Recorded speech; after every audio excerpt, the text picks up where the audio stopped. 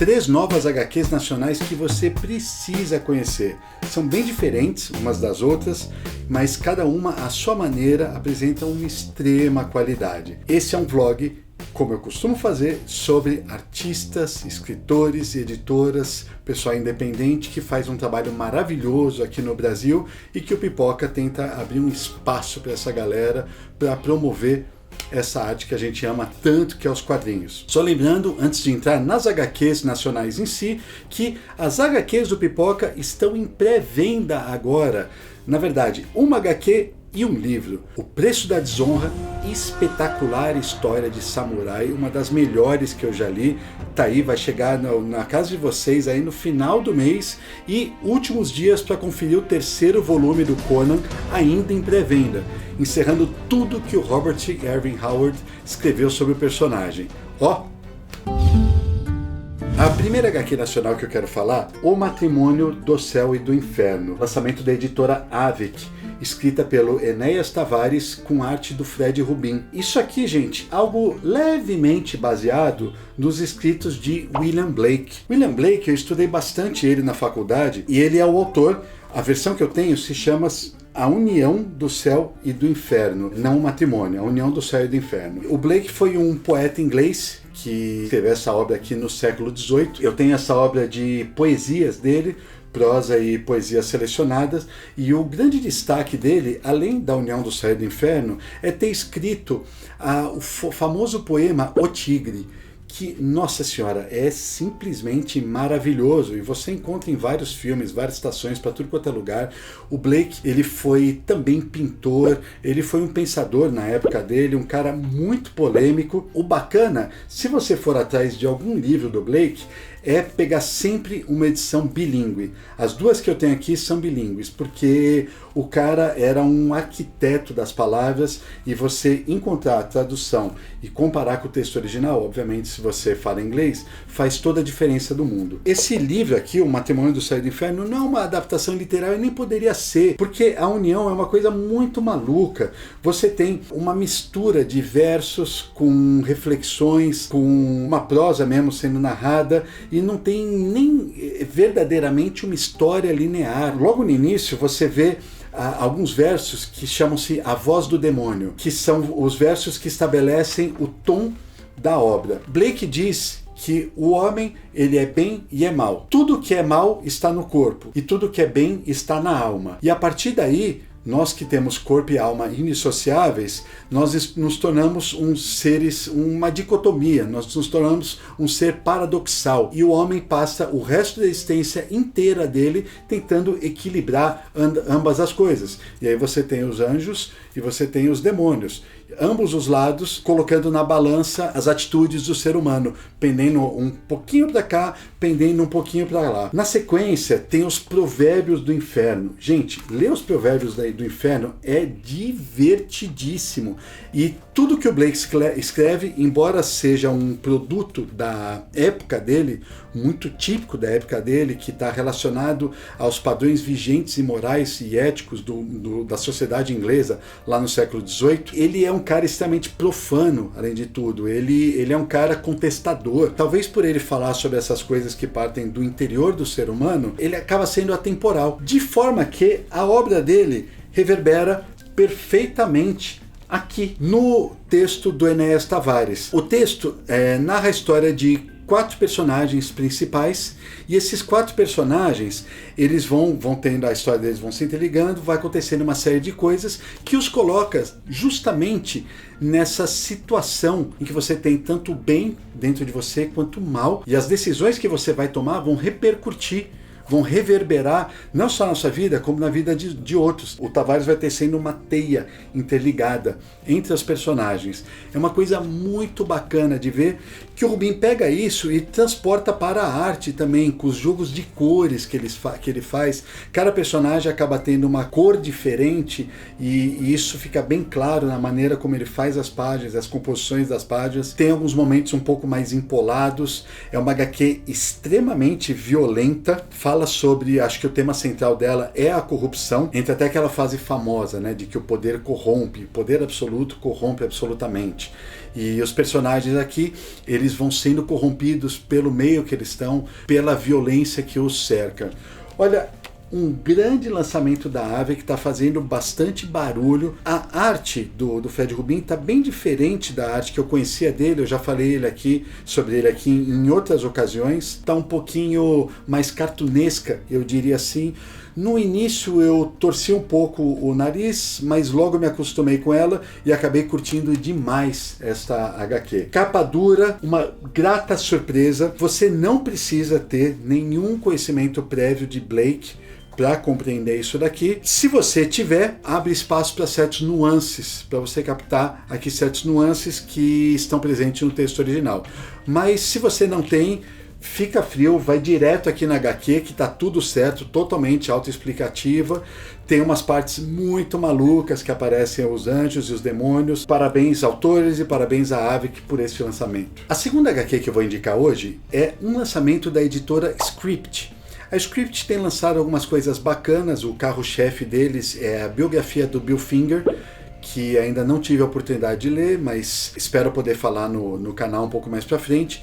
Eles lançaram uma HQ sobre o Aleister Crowley, lançaram uma HQ sobre Lovecraft, até trouxe aqui para mostrar, escrita pelo Douglas Freitas, com arte da Alice Monstrinho. E o Douglas Freitas também escreveu essa aqui, ó, A Necromante, com arte do Marcel Bartolo, que eu gosto muito da arte dele, eu acho que ele manda demais. E o tema me chamou muita atenção. Faz um tempo que eu fiz um vlog que eu mencionei sobre o caráter necromântico da Bíblia, principalmente no Velho Testamento, nos textos que advêm lá do judaísmo. E eu falo que a presença de magia negra, há passagens em que o rei Salomão fala que fazia o controle, que ele controlava demônios, espíritos, esse tipo de coisa.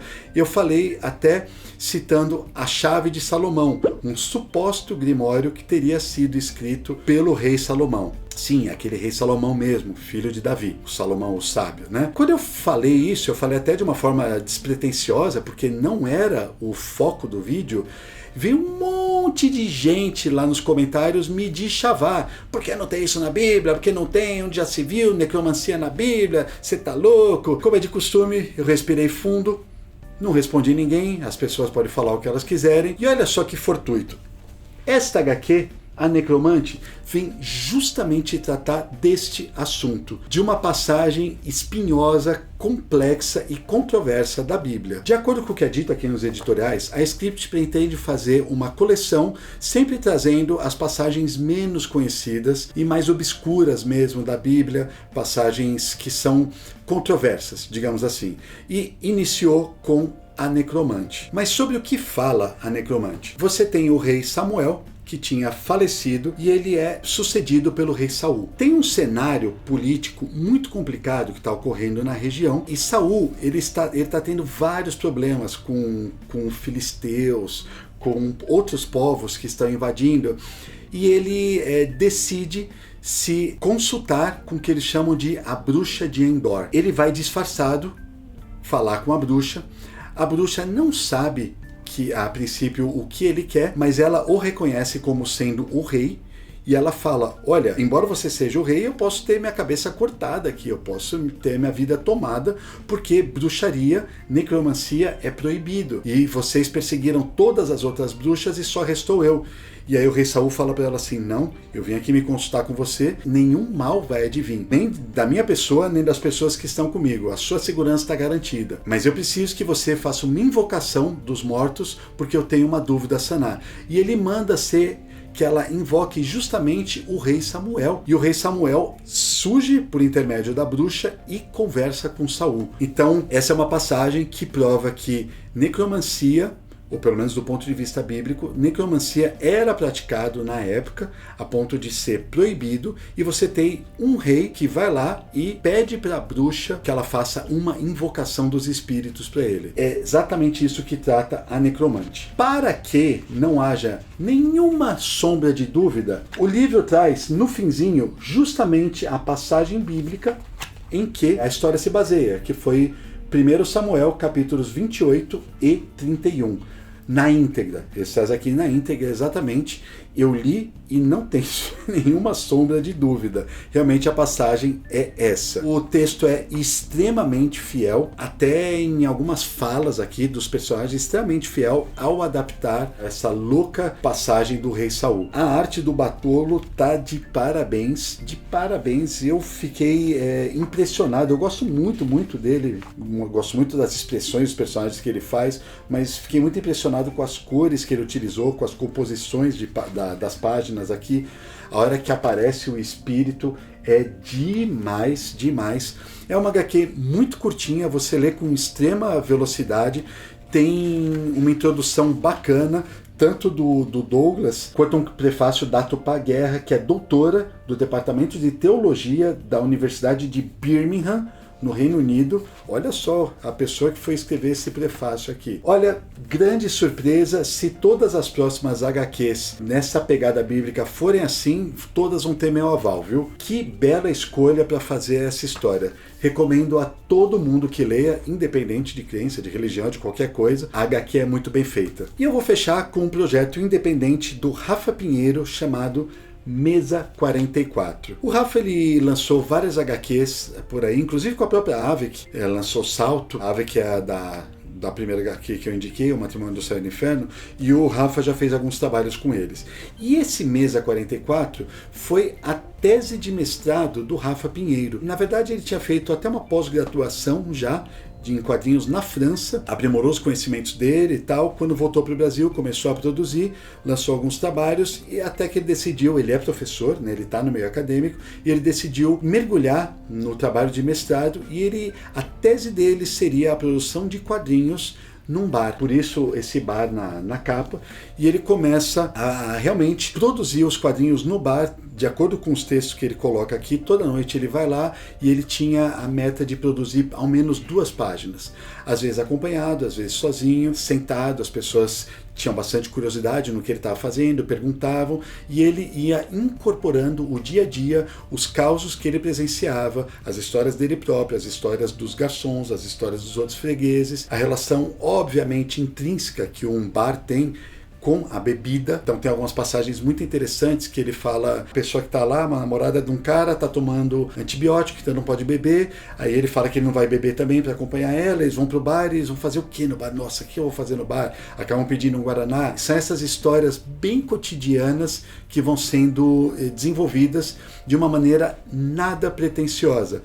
Pelo contrário, várias situações que você vai testemunhando enquanto você lê essa HQ, são situações do cotidiano, do dia a dia, que provavelmente aconteceram com alguém que você conhece, ou talvez até com você próprio. E eu me reconheci em vários momentos. O sentimento de familiaridade com essa HQ foi muito grande. A identificação que eu tive com ela foi muito grande. Foi muito gostoso mesmo de ler. Tem uma introdução legal do Daniel Esteves, quadrinista Daniel Esteves. A arte também, o uso de cores, a maneira como ele quebra a estética da página em alguns momentos, são tudo pequenos causos curtinhos mesmo, que vão acontecendo, curtinhos. Às vezes parece que não tem nem início e nem fim, mas eles estão entremeados em meio de alguma coisa maior. Tem os personagens centrais, vários coadjuvantes. Obviamente o Rafa Pinheiro está presente o tempo todo, ele é o foco da coisa, ele está desenhando. Tem uma hora que ele decide,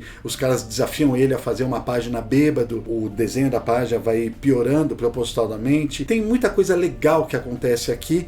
É um quadrinho rápido também de ler e bastante divertido. Curti muito a proposta e a execução desse quadrinho. 3 dicas sensacionais, bem diferentes para você conhecer quadrinhos nacionais. Lançamento da editora Avik, O Matrimônio do Céu e do Inferno. Aproveita e conheça William Blake. Procura aí na Amazon os textos originais do Blake. A Necromante, da editora Script. Um belo trabalho, uma adaptação de um texto sombrio da Bíblia, que às vezes a gente esquece que a Bíblia pode ser extremamente violenta, extremamente assustadora. E Mesa 44, um delicioso passeio numa mesa de bar ao lado do Rafa Pinheiro. Vou ficando por aqui, corre atrás desses quadrinhos, vamos deixar o link de compra de todos eles, aproveita e compra também o terceiro Conan e o Preço da Desonra, e eu vou ficando por aqui. Um beijo e tchau!